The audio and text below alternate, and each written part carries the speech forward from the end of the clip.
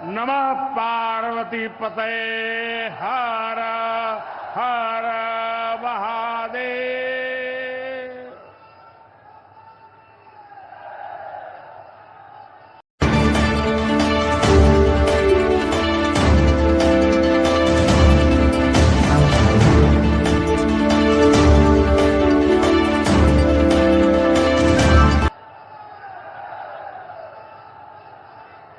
सावन के पावन महीने में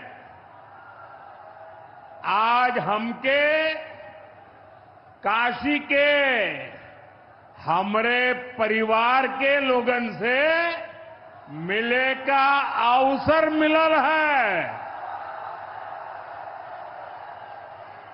हम काशी के हर परिवारजन के प्रणाम करत है। यूपी के मुख्यमंत्री योगी आदित्यनाथ जी, डिप्टी सीएम केशव प्रसाद मौर्य जी, ब्रजेश पाठक जी, पटना से हमारे साथ जुड़े कृषि मंत्री शिवराज सिंह चौहान जी, देश के अलग अलग हिस्सों में जुड़े हुए सभी आदरणीय मुख्यमंत्रीगण, गवर्नर श्री, मंत्रीगण, यूपी सरकार के मंत्रीगण, यूपी भाजपा अध्यक्ष भूपेंद्र सिंह चौधरी जी, सभी विधायक एवं जनप्रतिनिधिगण और मेरे प्यारे किसान भाई और बहनों, और विशेष रूप से काशी के मेरे मालिक जनता जनार्दन,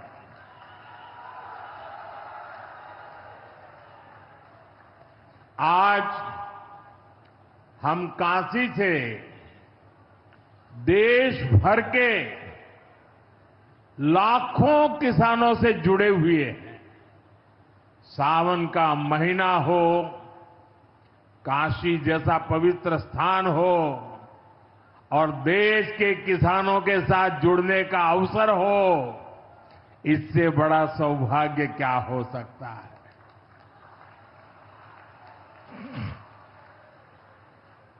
आज मैं ऑपरेशन सिंदूर के बाद पहली बार काशी आया हूं।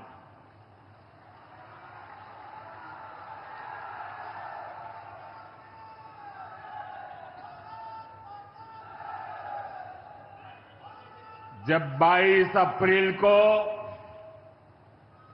पहलगाम में आतंकी हमला हुआ था, 26 निर्दोष लोगों की इतनी बेरहमी से हत्या कर दी गई। उनके परिवार की पीड़ा, उन बच्चों का दुख, उन बेटियों की वेदना, मेरा हृदय बहुत तकलीफ से भर गया था। तब मैं बाबा विश्वनाथ से यही मना रहा था कि सभी पीड़ित परिवारों को ये दुख सहने की हिम्मत दे। काशी के मेरे मालिकों, मैंने अपनी बेटियों के सिंदूर का बदला लेने का जो वचन दिया था,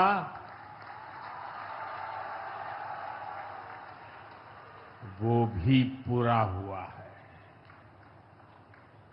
ये महादेव के आशीर्वाद से ही संभव हुआ है।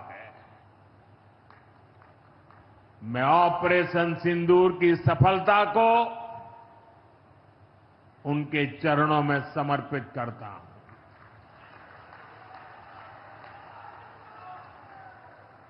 साथियों,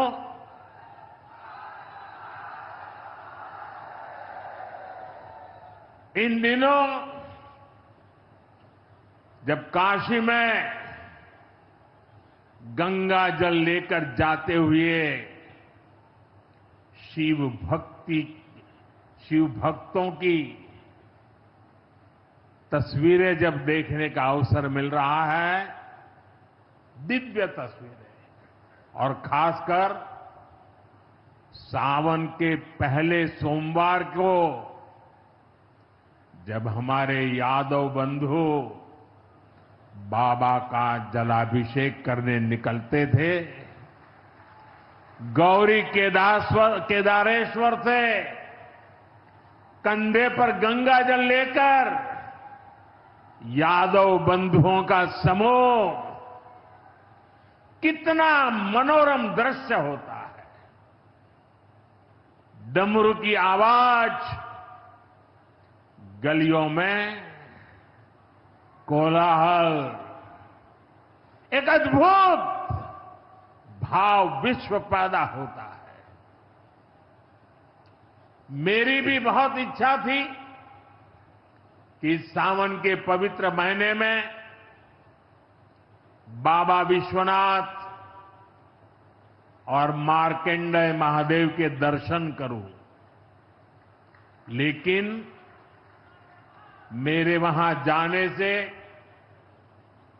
महादेव के भक्तों को असुविधा न हो, उनके दर्शन में बाधा न पड़े, इसलिए मैं आज यहीं से भोलेनाथ और मां गंगा को प्रणाम कर रहा हूं।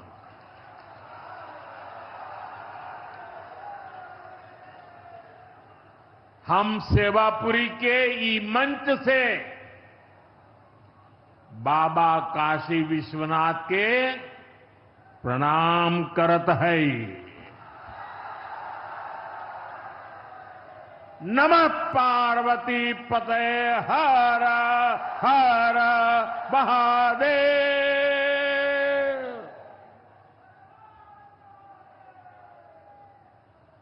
साथियों, कुछ दिनों पहले मैं तमिलनाडु में था। मैं वहां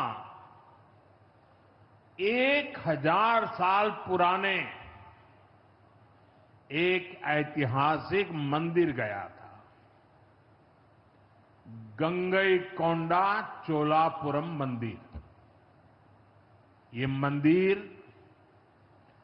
देश की शैव परंपरा का एक प्राचीन केंद्र है। ये मंदिर हमारे देश के महान और प्रसिद्ध महान राजा राजेंद्र चोल ने बनवाया था। राजेंद्र चोल ने उत्तर भारत से गंगा जल मंगवाकर उत्तर को दक्षिण से जोड़ा था। 1000 साल पहले अपनी शिव भक्ति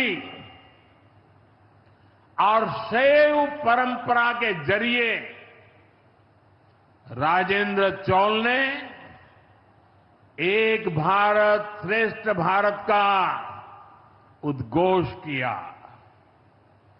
आज काशी तमिल संगमम जैसे प्रयासों के जरिए हम उसे आगे बढ़ाने का एक नम्र प्रयास कर रहे हैं। और मैं जब अभी गंगईकोंडा चोलापुरम गया तो मेरे लिए बहुत संतोष की बात है कि 1000 साल बाद आपके आशीर्वाद से मैं भी गंगा जल लेकर वहां गया था। मां गंगा के आशीर्वाद से बहुत ही पवित्र माहौल में वहां पूजा संपन्न हुई। गंगा जल से वहां जलाभिषेक करने का सौभाग्य प्राप्त हुआ। साथियों, जीवन में ऐसे अवसर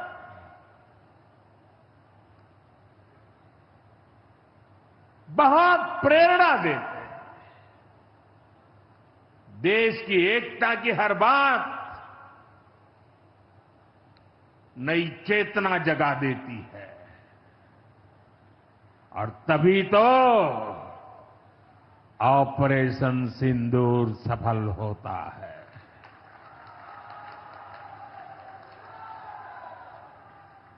एक 140 करोड़ देशवासियों की एकता ऑपरेशन सिंदूर की ताकत बन जाती है। साथियों, ऑपरेशन सिंदूर जवानों के पराक्रम का वो पल और आज किसानों को प्रणाम करने का अवसर। आज यहां एक विराट किसान उत्सव का आयोजन हो रहा है। देश के 10 करोड़ किसान भाइयों बहनों के खातों में 21,000 करोड़ रुपए पीएम किसान सम्मान निधि के रूप में भेजे गए हैं। और जब काशी से धन जाता है ना, वो तो अपने आप प्रसाद बन जाता है।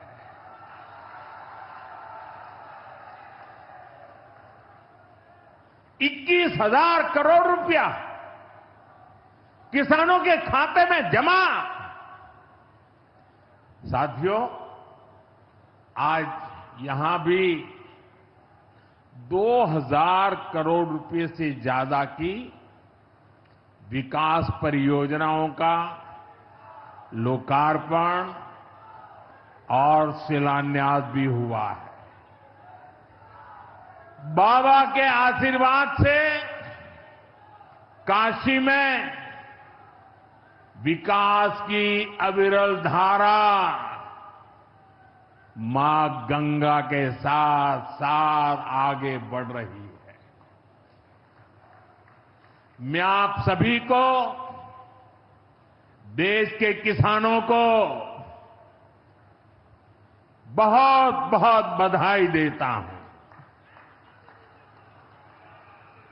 अभी कुछ ही दिन पहले काशी में सांसद टूरिस्ट गाइड प्रतियोगिता भी आयोजित की गई थी। यानी स्पर्धा के द्वारा स्किल डेवलपमेंट, स्वयं प्रयास से स्किल डेवलपमेंट, उसके अनेक प्रयोग आज काशी की भूमि में हो रहे हैं। आने वाले दिनों में काशी सांसद फोटोग्राफी प्रतियोगिता, सांसद रोजगार मेला समेत कई और आयोजन भी होने वाले हैं। मैं यहां सरकार के सभी मुलाजिमों को, सरकार के सभी अधिकारियों को भी सार्वजनिक रूप से बहुत बहुत बधाई देता हूं, ताकि वे जनभागीदारी से युवा पीढ़ी को जोड़ करके ऐसे अद्भुत कार्यक्रमों की रचना करते हैं और सफलतापूर्वक उसको आगे बढ़ाते हैं। इस काम में जुड़े हुए सभी अधिकारी भी बहुत बहुत बधाई के पात्र हैं। जो ये प्रतियोगिता में हिस्सा ले रहे हैं, उनको भी मेरी बहुत बहुत शुभकामनाएं हैं। साथियों, हमारी सरकार निरंतर किसानों की खुशहाली के लिए काम कर रही है। पहले की सरकारों में किसानों के नाम पर हुई एक घोषणा भी पूरी होना मुश्किल होता था, लेकिन भाजपा सरकार जो कहती है वो करके दिखाती है। आज पीएम किसान सम्मान निधि सरकार के पक्के इरादों का उदाहरण बन चुकी है। भाइयों बहनों, आपको याद होगा 2019 में जब पीएम किसान सम्मान निधि शुरू हुई थी, तब सपा, कांग्रेस जैसे विकास विरोधी लोग, विकास विरोधी दल कैसी कैसी अफवाहें फैला रहे थे, लोगों को गुमराह कर रहे थे, किसानों को उलझन में डालते थे। कोई कहता था मोदी भले योजना लाया, लेकिन 2019 का चुनाव जाएगा, ये सब बंद हो जाएगा। इतना ही नहीं, मोदी ने जो पैसा अभी जमा किया है ना, वो भी वापस निकाल देगा। कैसा झूठ बोलते हैं। और यही देश का दुर्भाग्य है कि निराशा की गर्त में डूबा हुआ विरोधी मानसिकता वाले लोग ऐसी ही झूठी सच्चाई को लेकर के जी रहे हैं। ये सिर्फ किसानों से, देश के लोगों से झूठ बोल सकते हैं। आप मुझे बताइए, क्या इतने वर्षों में कभी एक भी किस्त बंद हुई क्या?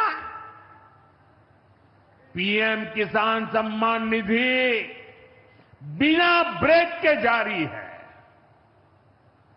आज तक 4.25 लाख करोड़ रुपए, आंकड़ा याद रखना, 4.25 लाख करोड़ रुपए किसानों के खाते में भेजे जा चुके हैं। जरा आप मेरे साथ बोलेंगे कितने? 4.25 लाख करोड़। कितने? कितने? कितने? और ये 4.25 लाख करोड़ इतने रुपये किसके खाते में जमा किए? किसके खाते में जमा किए? मेरे किसान भाई बहनों के खाते में जमा किए। यहां यूपी के भी करीब 2.5 करोड़ किसानों को इसका लाभ मिला है। यूपी में किसानों को इस योजना के 90,000 करोड़ रुपए से ज्यादा भेजे गए हैं। इतना ही नहीं, मेरी काशी के किसानों को भी करीब करीब 900 करोड़ रुपए मिले हैं।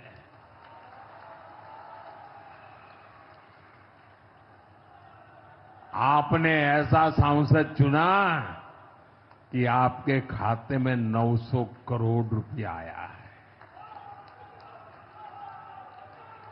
और इससे बड़ी बात, बिना किसी कट कमीशन के, कोई बिचौलिया नहीं, कोई कट नहीं, कोई कमीशन नहीं, कोई पैसे की हेरा फेरी नहीं, सीधे ये पैसे किसानों के खाते में पहुंचे हैं।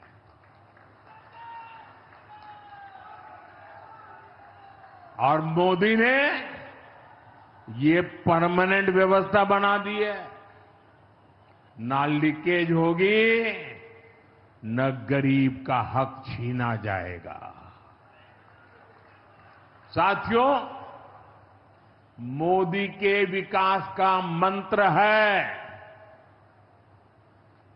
जो जितना पिछड़ा उसे उतनी ज्यादा प्राथमिकता। जो जितना पिछड़ा उसे ज्यादा प्राथमिकता। इस महीने केंद्र सरकार ने एक और बड़ी योजना को मंजूरी दी है। इसका नाम है प्रधानमंत्री धन धान्य कृषि योजना। इस योजना पर 24,000 करोड़ रुपए किसानों के कल्याण के लिए, कृषि व्यवस्था के लिए, कृषि विकास के लिए 24,000 करोड़ रुपए खर्च किए जाएंगे। देश के ऐसे जिले जो पिछली सरकारों की गलत नीतियों के कारण विकास की राह में पिछड़ गए, पिछड़े रह गए, जो कृषि उत्पादन भी कम हो रहा है, जहां किसानों की आमदनी भी कम है, अरे कोई पूछने वाला नहीं था, उन जिलों पर प्रधानमंत्री धन धान्य कृषि योजना का फोकस होगा। इससे यूपी के भी लाखों किसानों को फायदा होगा। साथियों, किसानों के जीवन में बदलाव के लिए, उनकी आय बढ़ाने के लिए, खेती पर होने वाला खर्च कम करने के लिए एनडीए सरकार पूरी शक्ति से काम कर रही है, पूरी ताकत लगा रही है। हम बीज से बाजार तक किसानों के साथ खड़े हैं। खेतों तक पानी पहुंचे, इसके लिए देश में लाखों करोड़ रुपए की सिंचाई योजना चलाई जा रही है। साथियों, किसानों के सामने एक बड़ी चुनौती मौसम की होती रही है। कभी ज्यादा बारिश हो गई, कभी ओला गिर गया, पाला पड़ गया।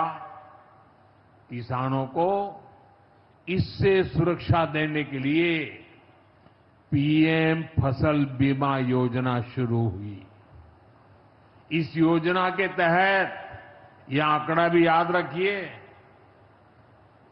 इस बीमा योजना के तहत अब तक 2.25 लाख करोड़ रुपए, 2.25 लाख करोड़ रुपए से ज्यादा का क्लेम किसानों को दिया जा चुका है। बीमा के माध्यम से 2.25 लाख करोड़ रुपया, कितना बताएंगे?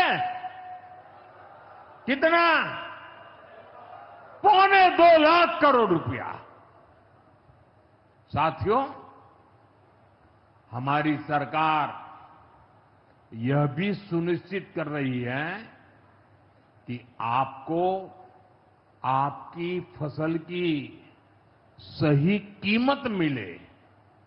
इसके लिए फसलों की एमएसपी में रिकॉर्ड वृद्धि हुई है। धान और गेहूं जैसी प्रमुख फसलों की एमएसपी भी बढ़ाई गई है।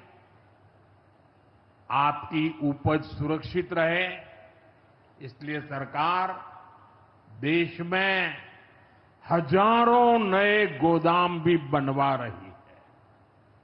भाइयों बहनों, हमारा जोर कृषि अर्थव्यवस्था में महिलाओं की भागीदारी बढ़ाने पर भी है। हम लखपति दीदी अभियान चला रहे हैं। हमारा लक्ष्य देश में 3 करोड़ लखपति दीदी बनाने का है। 3 करोड़ लखपति दीदी। ये सपा वाले तो ये आंकड़ा सुनकर के ही साइकिल लेके भाग जाएंगे। अब तक 1.5 करोड़ से ज्यादा लखपति दीदी भी बन चुकी है। 3 करोड़ का लक्ष्य में से आधा काम पूरा कर लिया। 1.5 करोड़ गांव में काम करने वाली गरीब परिवार की, किसान परिवार की हमारी बहनें, 1.5 करोड़ बहनें लखपति दीदी बन जाए, ये बहुत बड़ा काम हो रहा है। सरकार के ड्रोन दीदी अभियान ने भी लाखों बहनों की आय बढ़ाई है। साथियों, हमारी सरकार कृषि से जुड़ी आधुनिक रिसर्च को खेतों तक पहुंचाने में भी जुटी है। इसके लिए मई और जून के महीने में खास तौर पर विकसित कृषि संकल्प अभियान चलाया गया। लैब से लैंड के मंत्र के साथ 1.25 करोड़ से अधिक किसानों से सीधा संवाद किया गया। हमारे देश में माना गया है और यह व्यवस्था भी है कि कृषि ये राज्य का विषय है और सही भी है, लेकिन उसके बावजूद भी भारत सरकार को लगा, एनडीए सरकार को लगा, मोदी सरकार को लगा कि भले विषय राज्य का हो, राज्य करे, कर पाए न कर पाए, बहुत से राज्य जो नहीं कर पाते हैं, तो हमने तय किया कि हम खुद भी कुछ करेंगे और करोड़ों किसानों के साथ सीधा संवाद किया। साथियों, केंद्र सरकार की योजनाओं का लाभ आप सभी तक निरंतर पहुंचता रहे, इस दिशा में आज मुझे आपके साथ एक अहम जानकारी साझा करनी है और उसमें मुझे आपकी मदद भी चाहिए। यहां बैठे हुए लोगों की भी मदद चाहिए। आपको पता है, जनधन योजना के तहत देश में 55 करोड़ गरीबों के बैंक खाते खोले गए।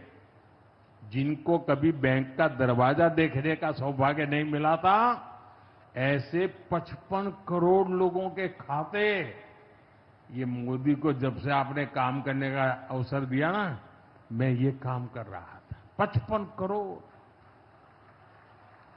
अब इस योजना को हाल ही में 10 साल पूरे हुए हैं। अब बैंकिंग क्षेत्र का कुछ नियम है। वो नियम ये कहते हैं कि 10 साल बाद बैंक खातों का दोबारा से केवाईसी करना जरूरी होता है। एक प्रक्रिया पूरी करनी होती है। अब आप बैंक में जाएं, करें या न करें, पहले सब आपको करना होता है। अब मैंने थोड़ा आपका भार कम करने का बीड़ा उठाया है, तो मैंने बैंक वालों से कहा कि लोग आए, केवाईसी करें, अच्छी बात है। हमें नागरिकों को हमेशा जागृत रखना चाहिए, लेकिन हम क्या एक अभियान चला सकते हैं? मैं आज रिजर्व बैंक का, हमारे देश की सभी बैंकों का बैंक के सभी कर्ता धर्ताओं का हृदय से अभिनंदन करना चाहता हूं। आज उन्होंने एक ऐसा काम उठाया है जो हमें गर्व से भर देता है। बैंक के लोग इस 10 करोड़ लोगों को, अरे 10 साल के बाद ये 55 करोड़ लोग अपना फिर से रिव्यू करें, इसलिए केवाईसी जो करना है, इस काम को पूरा करने के लिए 1 जुलाई से देश भर में बहुत बड़ा अभियान चल रहा है। हमारे बैंक स्वयं हर ग्राम पंचायत तक पहुंच रहे हैं, वहां पर जाकर के मेला लगाते हैं। अब तक ऐसी करीब 1 लाख ग्राम पंचायत में बैंक अपने कैंप, अपना मेला लगा चुके हैं। लाखों लोगों ने दोबारा अपना केवाईसी भी करा लिया है और ये अभियान आगे भी चलने वाला है। मैं ऐसे हर साथी जिसका जनधन खाता है उससे आग्रह करूंगा कि वो फिर से अपना केवाईसी जरूर करा ले। साथियों, ग्राम पंचायतों में बैंक जो स्पेशल कैंप लगा रहे हैं, अभी भी लाखों पंचायतों का काम जारी है। मैं समझता हूं कि इन कैंप का फायदा उठाना चाहिए और उसके कई फायदे हैं। एक और फायदा भी है, इन कैंपों में प्रधानमंत्री सुरक्षा बीमा योजना, प्रधानमंत्री जीवन ज्योति बीमा योजना, अटल पेंशन योजना, ऐसी अनेक योजनाओं का रजिस्ट्रेशन भी हो रहा है। और ये बीमा तो ऐसा है कि एक चाय के खर्चे से भी कम खर्चा लग जाता है। ये योजनाएं आपकी बहुत मदद करती है। इसलिए बैंकों ने जो जितना बड़ा अभियान चलाया है, आप इसका बहुत फायदा लीजिए। पूरे देश के लोगों से मैं कहता हूं, आप इन कैंपों में जरूर जाइए। अब अगर आप अब तक इन योजनाओं से नहीं जुड़े हैं तो उनके लिए रजिस्ट्रेशन करवाइए और अपने जनधन खाते का केवाईसी भी कराइए। मैं भाजपा के और एनडीए के सभी प्रतिनिधियों से कहूंगा कि वो ज्यादा से ज्यादा लोगों को इस अभियान के प्रति जागरूक करें। बैंकों से बात करें, कब कैंप कहां लगने वाला है, वो क्या मदद हम कर सकते हैं। हम सामने से होकर बैंकों के इतने बड़े काम में हाथ बटाएं, उनको मदद करें और ज्यादा से ज्यादा लोगों को, जहां भी कैंप लगता है उस इलाके के लोगों को इस अभियान से जोड़े। साथियों, आज महादेव की नगरी में विकास और जन कल्याण के इतने काम हुए। शिव का अर्थ ही होता है, शिव का मतलब ही है कल्याण। लेकिन शिव का एक रूप और भी है। शिव का एक रूप तो कल्याण है, शिव का दूसरा रूप है रुद्र रूप। सामने जब आतंक और अन्याय होता है तब हमारे महादेव रुद्र रूप धारण करते हैं। ऑपरेशन सिंदूर के दौरान दुनिया ने भारत का यही रूप देखा है। भारत पर जो वार करेगा वो पाताल में भी नहीं बचेगा।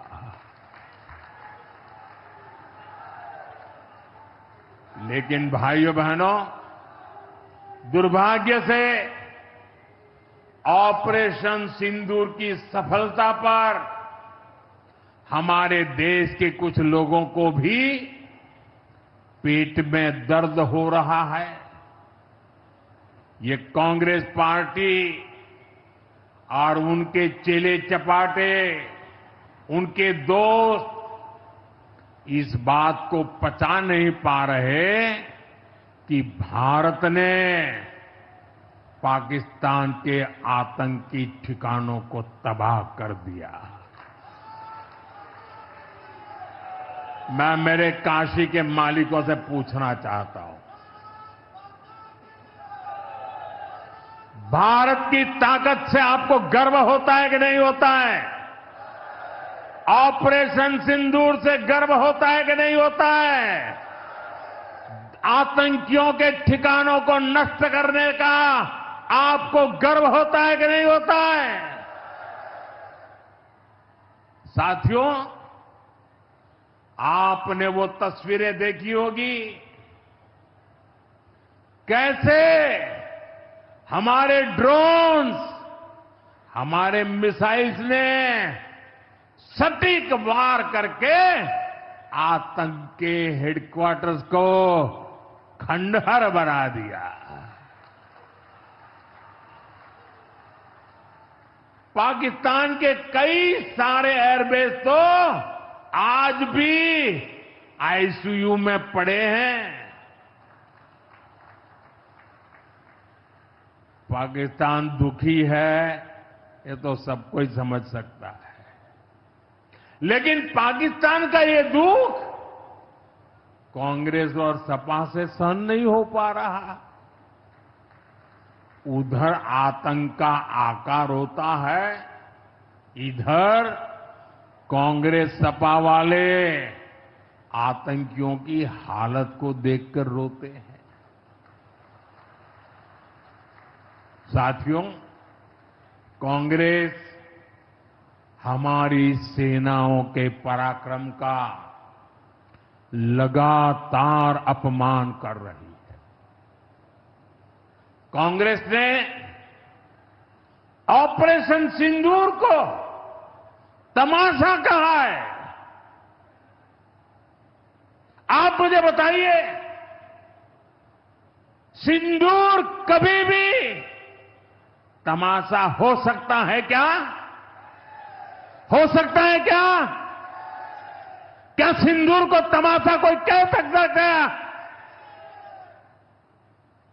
हमारी सेना का पराक्रम और बहनों के सिंदूर का बदला, तमाशा कहने की ये हिम्मत, ये निर्लज्जता, भाइयों बहनों, वोट बैंक और तुष्टीकरण की इस राजनीति में ये समाजवादी पार्टी भी पीछे नहीं है। ये सपा के नेता संसद में कह रहे थे, पहलगाम के आतंकवादियों को अभी क्यों मारा? अब बताइए, क्या उनको फोन करूं क्या? सपा वालों को मारूं क्या ना मारूं? कोई मुझे बताए भाई, सामान्य बुद्धि से बताए, क्या आतंकवादियों को मारने के लिए भी क्या इंतजार करना चाहिए क्या? क्या उन्हें भागने का मौका देना था क्या? ये वही लोग हैं जो यूपी में जब सत्ता में थे तब आतंकवादियों को क्लीन चिट देते थे, बम धमाके करने वाले आतंकियों से मुकदमे वापस लेते थे। अब उन्हें आतंकवादियों के मारे जाने पर परेशानी हो रही है। इन्हें ऑपरेशन सिंदूर के नाम पर परेशानी हो रही है। मैं इन लोगों को काशी की धरती से कहना चाहता हूं, ये नया भारत है।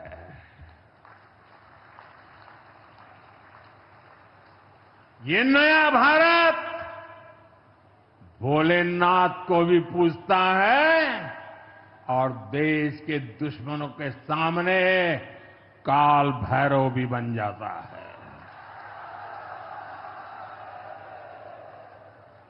साथियों, ऑपरेशन सिंदूर के दौरान भारत के स्वदेशी हथियारों की ताकत पूरी दुनिया ने देखी है। हमारे एयर डिफेंस सिस्टम, हमारी स्वदेशी मिसाइलें, स्वदेशी ड्रोन्स, इन्होंने आत्मनिर्भर भारत की ताकत को साबित किया है। खासकर हमारी ब्रह्मोस मिसाइलें, इनकी दहशत भारत के हर दुश्मन के भीतर भर गई है। पाकिस्तान में कहीं यूं ही ब्रह्मोस आवाज आ जाए ना तो नींद नहीं आती। मेरे प्यारे भाई बहनों, मैं यूपी का सांसद हूं। यूपी के सांसद के नाते मुझे खुशी है कि वो ब्रह्मोस मिसाइलें हमारे यूपी में भी बनेगी।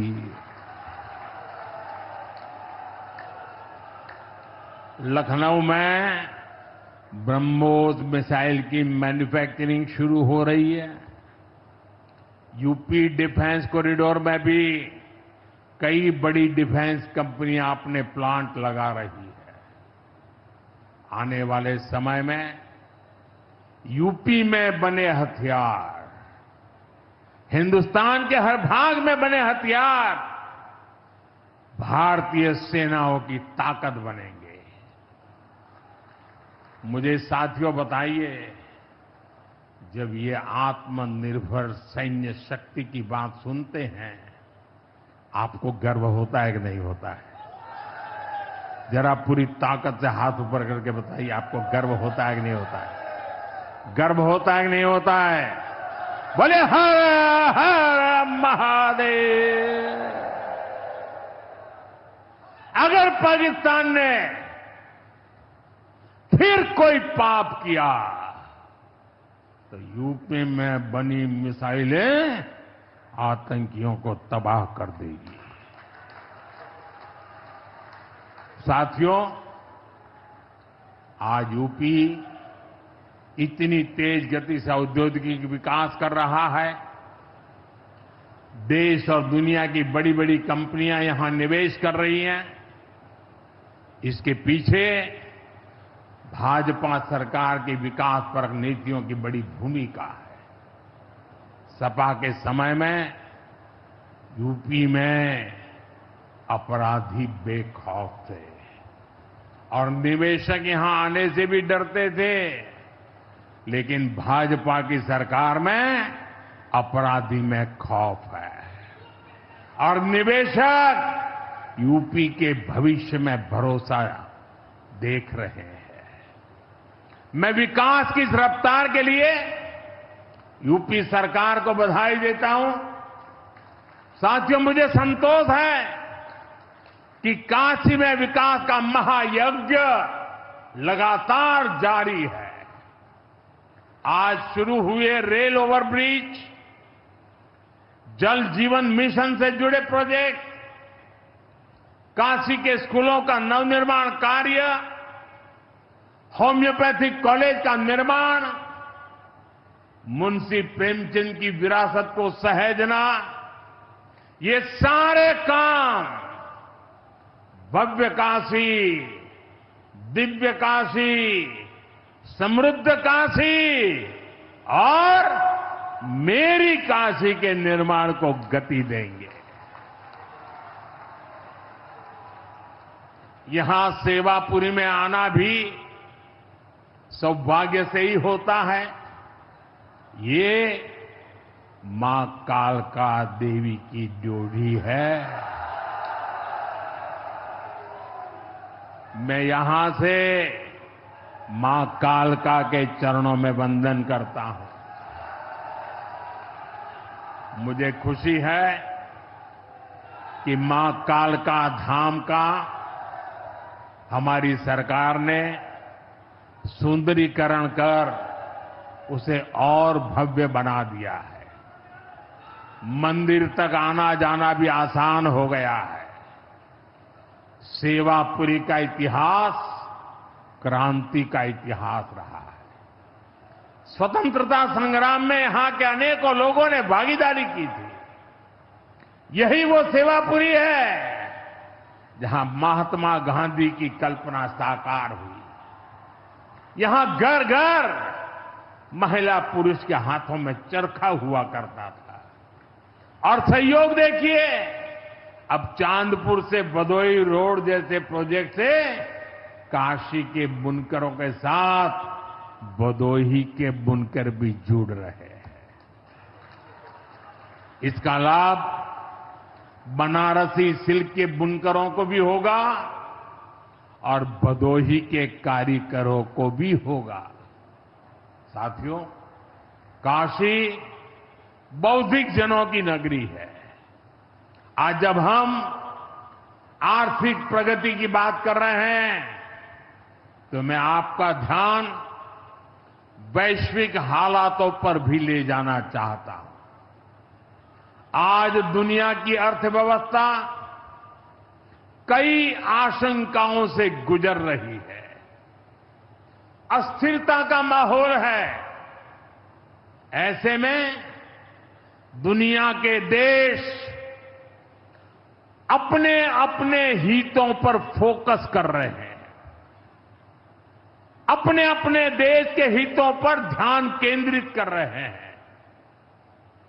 भारत भी दुनिया की तीसरी सबसे बड़ी अर्थव्यवस्था बनने जा रहा है।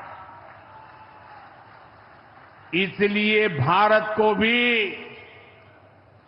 अपने आर्थिक हितों को लेकर सजग रहना ही है। हमारे किसान, हमारे लघु उद्योग, हमारे नौजवानों के रोजगार, इनका हित हमारे लिए सर्वोपरि है। सरकार इस दिशा में हर प्रयास कर रही है, लेकिन देश के नागरिक के रूप में भी हमारे कुछ दायित्व है। और ये बात सिर्फ मोदी नहीं, हिंदुस्तान के हर व्यक्ति ने दिन में हर पल बोलते रहना चाहिए, दूसरे को कहते रहना चाहिए। जो देश का भला चाहते हैं, जो देश को तीसरे नंबर की इकोनॉमी बनाना चाहते हैं, ऐसा कोई भी राजनीतिक दल हो, कोई भी राजनेता हो, उसने अपने संकोच को छोड़ करके देश हित में हर पल, हर बार, हर जगह देशवासियों के अंदर एक भाव जगाना होगा। और वो है, हम स्वदेशी का संकल्प लें। अब हम कौन सी चीजों को खरीदेंगे, कौन से तराजू से तोलेंगे? मेरे भाइयों बहनों, मेरे देशवासियों, अब हम कुछ भी खरीदें तो एक ही तराजू होना चाहिए। हम उन चीजों को खरीदेंगे जिसे बनाने में किसी न किसी भारतीय का पसीना बहा है। और जो चीज भारत के लोगों द्वारा बनी है, भारत के लोगों के कौशल्य से बनी है, भारत के लोगों के पसीने से बनी है, हमारे लिए वह स्वदेशी है। हमें vocal for local, vocal for local मंत्र को अपनाना होगा। हम संकल्प लें कि हम मेक इन इंडिया प्रोडक्ट्स को ही बढ़ावा देंगे। हमारे घर में जो कुछ भी नया सामान आएगा, मैं नए सामान की बात कर रहा हूं, हमारे घर में जो भी नया सामान आएगा वो स्वदेशी ही होगा। ये जिम्मेदारी हर देशवासी को लेनी होगी। और मैं आज मेरे व्यापार जगत के भाई बहनों से विशेष आग्रह करना चाहता हूं। मैं मेरे दुकानदार भाई बहनों से आग्रह करना चाहता हूं, जब दुनिया इस प्रकार से अस्थिरता के माहौल से गुजर रही है, तब हम भी, चाहे व्यापार हो, छोटी दुकान हो, कारोबार करते हो, अब हम हमारे यहां से सिर्फ और सिर्फ स्वदेशी माल ही बेचेंगे। साथियों, ये स्वदेशी माल बेचने का संकल्प भी देश की सच्ची सेवा होगा। आने वाले महीने त्योहारों के महीने हैं, दिवाली आएगी, बाद में शादियों के समय आएगा। हर पल अब स्वदेशी ही खरीदेंगे। मैंने जब देशवासियों को कहा था मेड इन इंडिया, अब विदेशों में जाकर के शादियां कर करके देश का धन मत लुटाओ। और मुझे खुशी है, कई नौजवान मुझे चिट्ठी लिखते थे कि हमारा परिवार तो विदेश में शादी करना तय किया था, लेकिन आपकी बात सुनकर के अब हमने वहां का सारा कैंसिल कर दिया, थोड़ा खर्चा भी हो गया, लेकिन अब हम भारत में ही शादी करेंगे। हमारे यहां भी बहुत अच्छे स्थान है जहां शादी ब्याह हो सकता है। हर बात में स्वदेशी का भाव आने वाले दिनों में हमारा भविष्य तय करने वाला है दोस्तों। और ये महात्मा गांधी को भी बड़ी श्रद्धांजलि होगी। साथियों, सबके प्रयास से ही विकसित भारत का सपना पूरा होगा। एक बार फिर आपको आज के विकास कार्यों की बहुत बहुत बधाई देता हूं। और भविष्य में वोकल फॉर लोकल, खरीदेंगे तो स्वदेशी खरीदेंगे, घर सजाएंगे तो स्वदेशी से सजाएंगे, जिंदगी बढ़ाएंगे तो स्वदेशी से बढ़ाएंगे।